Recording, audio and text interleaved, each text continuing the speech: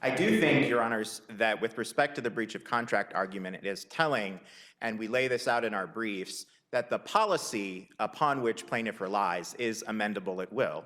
And there is... Show me where in that it says amendable at will. I understand the allegation is every year they sort of update their policies. That makes sense as stuff happens, as new classes come, because it includes courses and things. So I get that. But where does it say in the policy that we have in this record that it's amendable at will? It does not specifically say that, Your Honor. That seems to be problematic. I don't think it's problematic, Your Honor, because the plaintiff specifically alleges in his complaint and acknowledges that the policy is updated and changed annually. But does the complaint, can we infer against the plaintiff from the complaint that the policy is amendable at will?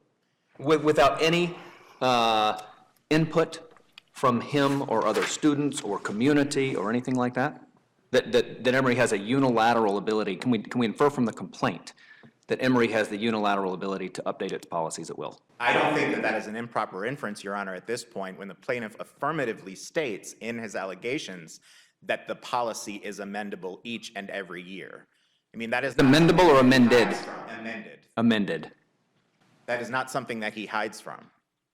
In fact, it's an affirmative allegation, so I don't think that would be an adverse inference drawn in his favor. But isn't amending a policy, having a school amend a policy at the beginning of each school year, very different from an amendable at will throughout the course of the year without any notice to the student? Isn't that different?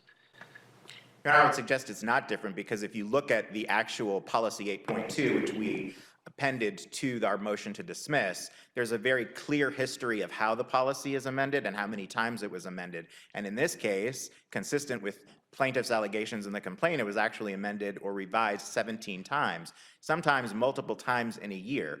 To say that that is inconsistent with the law regarding the amendability doctrine, which is that if something is amendable at will, it cannot therefore constitute a binding contract, we would proffer that that is not an inconsistent reading of existing Georgia law, the policy itself, and the allegations that plaintiff pleaded in his complaint.